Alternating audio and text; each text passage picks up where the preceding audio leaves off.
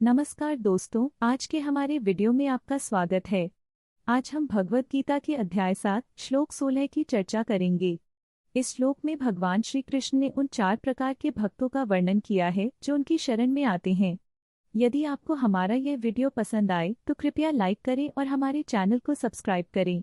चलिए बिना समय गवाए इस अद्भुत श्लोक की गहराई में उतरते हैं। सर्वभूतास्थितं यो मां भक्तिमान्यस्यति। 4 प्रकार के लोग मेरी शरण में आते हैं, दुखी, इच्छुक, ज्ञानी और साधक। इनमें से ज्ञानी सबसे श्रेष्ठ है। भगवत गीता के इस श्लोक में भगवान श्री कृष्ण बताते हैं कि 4 प्रकार के भक्त उनकी शरण में आते हैं। पहला, दुखी भक्त जो अपने दुखों से मुक्ति चाहता है।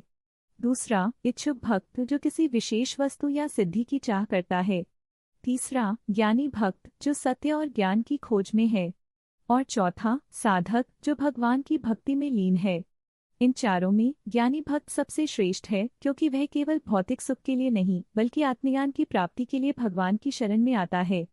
इस श्लोक के माध्यम से हमें यह सिखाया गया है कि सच्ची भक्ति और ज्ञान का मार्ग ही मोक्ष की प्राप्ति का मार्ग है।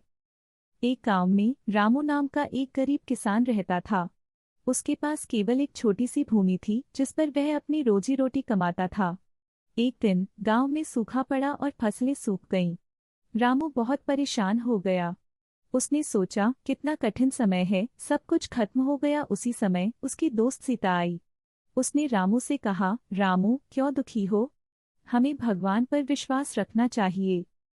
रामू ने कहा, सीता क्या भगवान हमारी मदद करेंगे? सब कुछ खत्म हो गया है।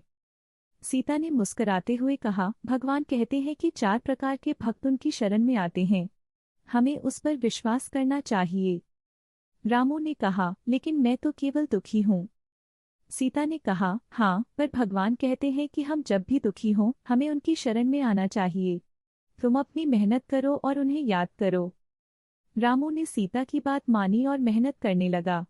उसने गांव वालों से मिलकर जल संचय की योजना बनाई। धीरे धीरे गांव में सभी ने मिलकर काम किया और बारिश आने लगी। फसलें फिर से हरी भरी हो गईं। कुछ समय बाद रामू ने सीता से कहा, मैंने सीखा कि भक्ति और मेहनत का मिलन ही हमें सफलता दिला सकता है। सीता ने कहा, हाँ, यही तो भगवान श्री कृष्ण का संदेश है। इस प्रकार रामू ने अपनी कठिनाइयों को समझकर भगवान की भक्ति और मेहनत से सफलता पाई। तो दोस्तों, हमें भी इस कहानी से यह सीख मिलती है कि चाहे हम किसी भी अवस्था में हों, जब हम भगवान की शरण में जाते हैं तो हमें सहायता अवश्य मिलेगी। अगर आपको यह कहानी पसंद आई तो कृपया लाइक करें और हमारे चैनल को सब्सक्राइब करें। आगे और भी ऐसी शानदार कहानियाँ देखने के लिए जुड़े रहें।